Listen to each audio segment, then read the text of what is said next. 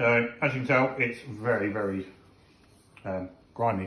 So the first thing I would do is just make sure all the moving parts are moving. Generally, I would quickly make sure the headset is nice and smooth, so it should all be swinging around as it does. You can also check by holding between the frame and this part here, and then see if it's got any side wobble in it, which it doesn't, which is a good sign. Lucky enough, she has a mechanic husband. Spin the wheels, make sure there's no weird sounds, which normally comes from this area, and when it's rubbing against the metal. That can happen from the rotor being bent, it's been in storage for a while, this could be rusty. And also what can happen is that this is a hydraulic system. So if it's not used for a while, the pistons can seize, so they don't bounce back, they'll come out but won't come back. I'm going to check that by literally just spinning it, grabbing a brake, letting go, and spinning the wheel again, see if it makes any sounds. Surprisingly, it does not. That's a good sign. Also, definitely needs some pressure in there. See what's going on there. And then I'll work my way back towards the crank system, towards the back of the bicycle. Definitely, probably could need some new pedals. They're a bit seized, but hopefully over a bit of use, maybe they'll loosen up. Something to keep an eye on there.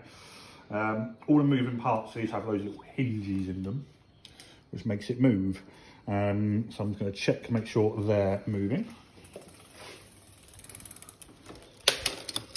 Make sure it goes up and down, nice and easy, which it does, but it will become a lot smoother once we give it a clean as well. So that's all good. And make sure the bottom bracket's good, and that's the bit that makes everything spin around, is put a pedal at this end or the bottom and literally just push it against the frame, see if there's any wiggle in it. You can also physically feel it by giving it a pedal. If it feels rough, you'll feel like a grindy bit on it. The best way to describe it, like it's grinding against sandpaper. And then I'll go towards the back, see if it's moving, there's no rubbing sound. I'll check the pistons again by just giving them a squeeze and then releasing again. Obviously, circular objects are going round nice and well without making weird sounds. Good.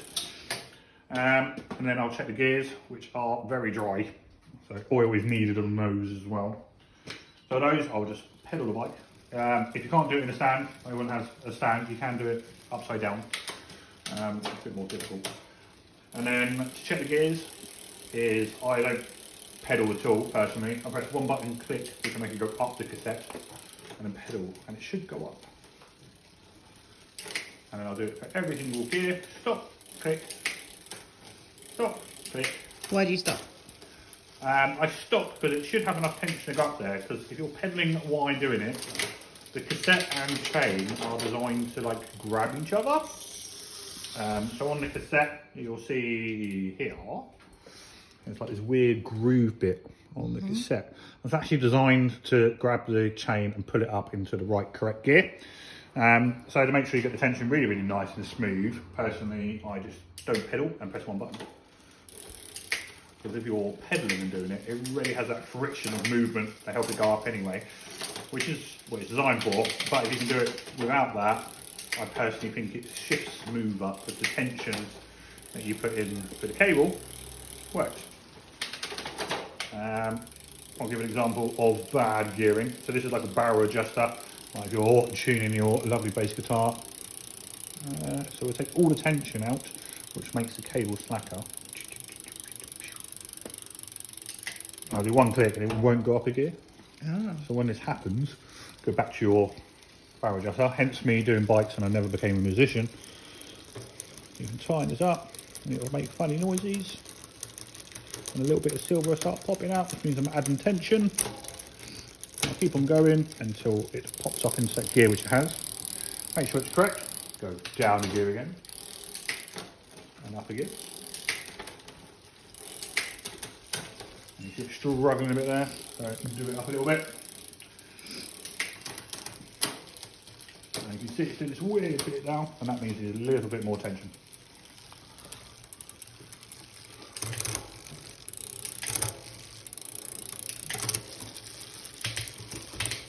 And let's go down as smooth as it went up. So that's all good. And mechanically wise, the bike is good. You're worried if it isn't. All it needs now is like a clean. Make sure the moving parts are a little bit lubricated and some fresh oil. And then I'll get informed when it's not working from her when it doesn't. Okay. Cleaning of the bike, really, you don't need loads of crazy fancy stuff to clean your bike. I think some of it is a bit marketing really. What you need is an old worktop, a wide brush in case, you know, for the chain of the cassette, they should do the job. Fancy brushes, a brush is a brush. You buy bike specific ones where you can just get a brush, there's a brush. Just a general bike cleaner. It's non-oily, which is good because you don't want that to go on your disc brakes and stuff like that. And then I've got a high quality wax lubricant for the chain. And then for the moving parts, you can buy spray lubricant to make sure it all moves nice and smoothly. I don't like it because it can go everywhere. So I just use all weather or wet lube, and I just put it all on the hinge points, a little bit like cod liver oil for my aching bones. Once it's done, you can get this stuff. You can be nice and careful with it, or just go like mental because it's what it's designed for. So I literally go around the whole bike lightly, mainly moving parts which are grimy. So, do this. You should really try and do it. If you get a really muddy ride, try and do it straight away, because when the mud dries, it becomes like a face mask and very hard, and it dries everything out, which is not good. This is just a nice general clean. I think if you do this generally every so often, it will keep everything running smooth. Spin the wheel, get the rims a little bit nicer. The world of cycling is all about how you look. So keep the rims very nice and clean is good. It also keeps it less expensive when it comes to servicing annually, which is good. Generally wipe it all over. Should you not use water to clean a bike? So that mixture stuff is mixed with water anyway. It's a concentrated solution. You can just use water, but sometimes it makes it a bit, so if you've got like a muddy bike or an oily bike, what it does is dilute it and then it smears across the frame, and then it ends up being a bit more of a hassle to clean. With this stuff, it kind of eats away at some of the dirt, so it doesn't smear as often, and less smearing means less work. So the idea is to work smart, not hard. Let's just go around the whole bike, get rid of the wife's dust that's been in the cupboard for years. It hasn't been years, it's been a while. This is a suspension sanction. These can dry out pretty well. So this part here should be like that nice black colour. If they're not, you can get loads of specific wheels and stuff for suspension and stuff. If you have more of an expensive suspension, other than this one, then I would say definitely buy them. But if you have like these ones, which are good entry level forks for like a hybrid, I would say a little bit of chain oil, rub this silver part which is called the sanction, give it a bounce up and down. What will happen is the oil will go into this bit here, which is a rubber seal. That'll relive that, which means it will be more efficient at working, and it won't scratch your sanction, so your suspension will work longer. That's all good. The main areas that you don't want to clean or try to avoid at all passion is your braking surface. You want to try to avoid any chemicals whatsoever there. You can't even touch them. Anything that's oil based that goes on this surface here will mean you'll sound like a double-decker bus, which is good when you want people out of the way, but not good for stopping. And the same with the caliper, which is this part here. I know it's all grimy and dirty, but I will leave that. Because you can only clean that if you take the wheel out and the pads out, because you don't want to add contaminations to them. You need to keep them as they were when they went in the bike. Once that's all done, we can double clean the chain. Got a couple of places you can do that. So you can use it's not too dirty, but you can use degreaser for bike stuff, but that you've got to be careful and not can put it on your brakes and stuff. I use a wire brush, and then I literally just hold it here to get the cassette. And it's been, you can get all these fancy cleaning stuff. People make it look really hard by taking the cassette off and stuff. Which is what I do when it comes to a full service. I make sure everything's spotless and it comes back to like a brand new bike.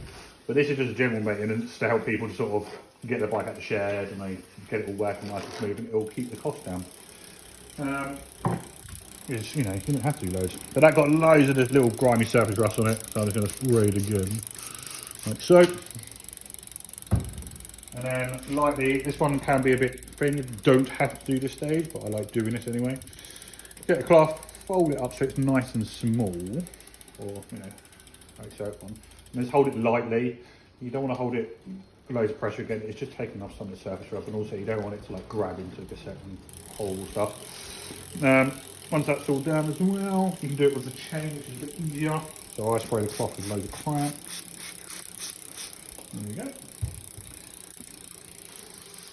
Then I literally, you can buy the chain cleaners, which personally I've used. They're good, but they break and they're a bit of a hassle and hard to clean.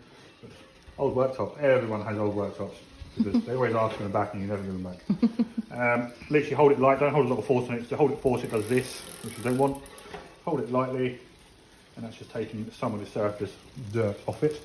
Like I said, this isn't like a deep clean, this is just like a maintenance clean, make sure everything's running nice and smooth. So I got rid of all that crap off there. Is chain oil, and everyone seems to put this on like they're icing the cake. It's not really the case. I put like a tiny bit of pressure on the actual oil or lubrication, what you want to do. And then the part you want to hit on the bike is called the rollers, which is that shiny bit there, and that's it. So when you're doing it, literally hold it there, and then your back pedal with a little bit of pressure. Whee! I'm trying to show off now. But it's normally 3 rotations, and then every time it does a little bump, a little droplet comes on to the right place you want it to. That's 2. And that's 3. Wonderful. Once that's done, you need to transfer what you put on the chain onto the cassette. You do it nice and simply by very complicated. Just change gear. Do it slowly, so if you've got any excess oil in it, it doesn't come splattering across the bike onto the rotor.